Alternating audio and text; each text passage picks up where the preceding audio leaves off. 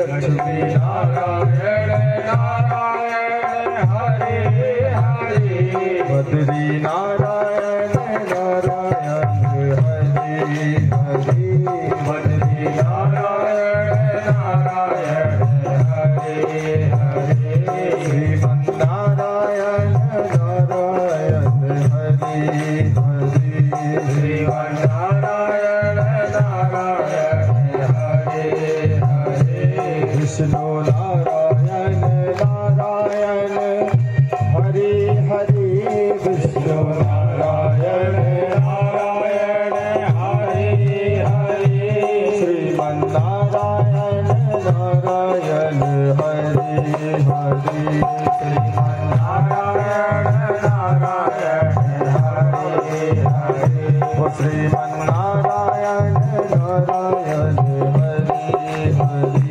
श्रीमन्नारायण नारायण हरे हरे श्रीमन्नारायण नारायण हरे हरे जय हो श्रीमन्नारायण नारायण हरे हरे श्रीमन्नारायण नारायण हरे हरे श्रीमन्नारायण नारायण हरे हरे श्रीमन्नारायण जय हो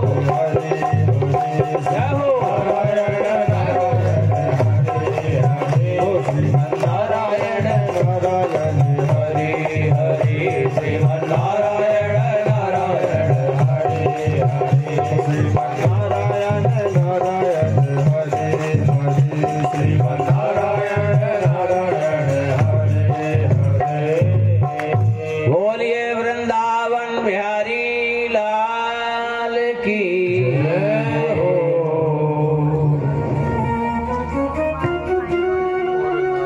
अंते या मति सा गति, ये हमारे शास्त्र का सिद्धांत है। हम लोग या जो हमारी बूढ़े ठेले बाबा होते हैं, ये पागलों की तरह राम राम राम राम क्यों करते हैं? समझते हैं आप? जैसे हमारी पुजारी जी माला लिए हैं, सुनाई नहीं देता, लेकिन वो लगे हैं राम राम राम राम राम राम राम राम मंत्र जप रहे हैं। क्यों?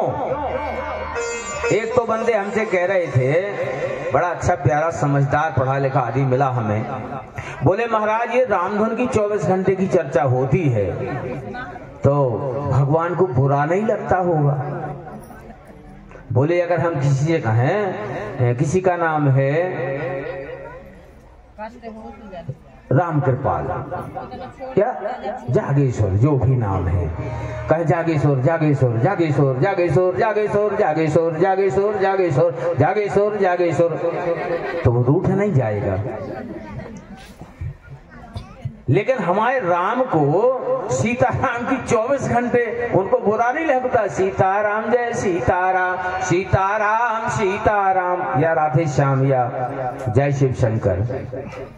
तो हमने कहा भैया तुझे अकल अजीर्ण हो गई रे, तू भाव में कुभाव डाल रहा है, अर्थ का अनर्थ मान रहा है। राम का नाम इसलिए जपा जाता है कि हमारे अचेतन अवस्था में भी उस भगवान का स्मरण हो।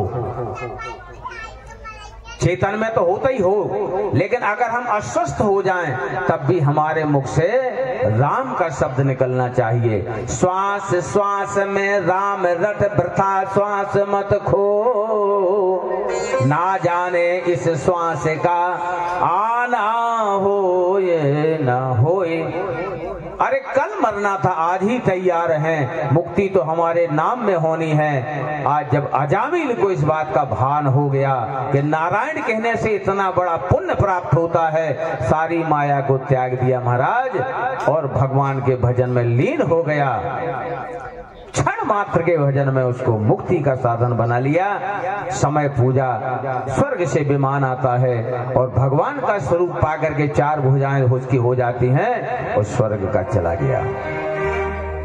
अब महाराज यमराज के दूत गए डंडा खा के गए थे।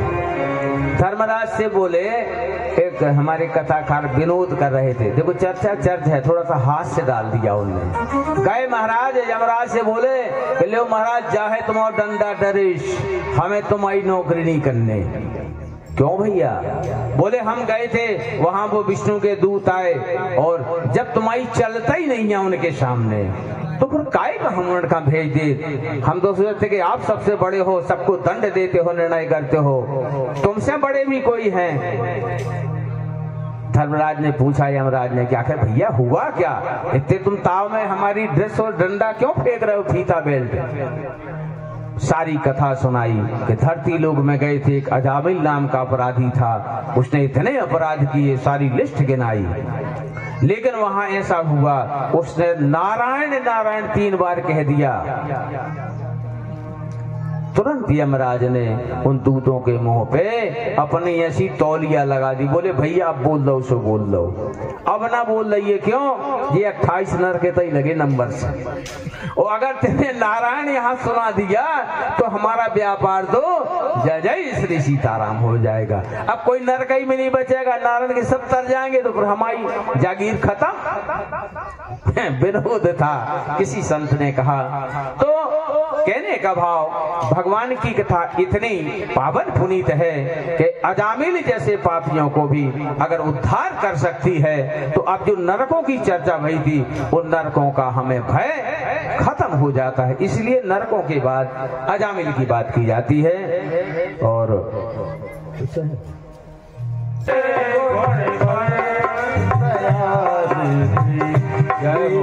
जाते हैं न जाने कौन से गुण पर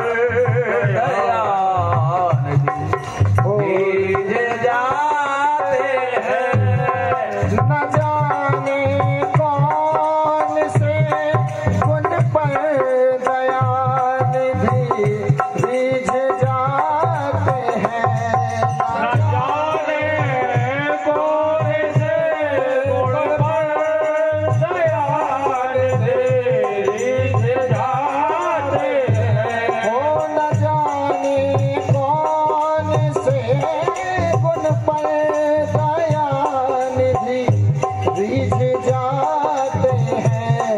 यही सदग्रंथ कहते हैं, यही सदग्रंथ कहते हैं, यही हरि भक्त गाते हैं, न जाने कौन से गुण पर दयानिधि रीझ जाते हैं। जय हो।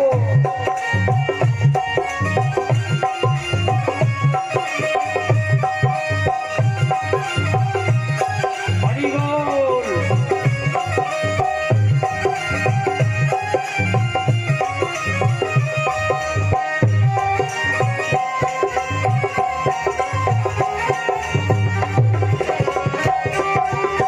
जय हो। जय हो। सेवा करते हुए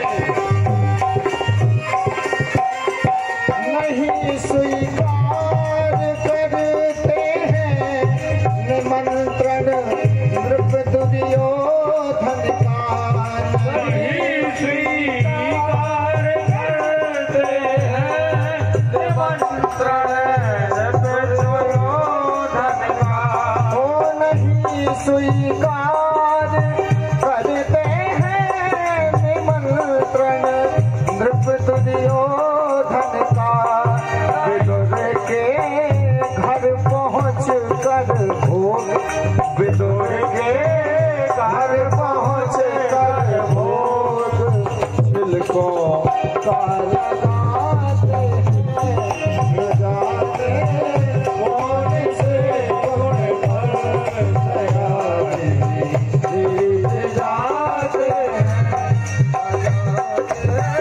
कौन से गुण पर दयानिधि रीझ जाते हैं, न जाने कौन से गुण पर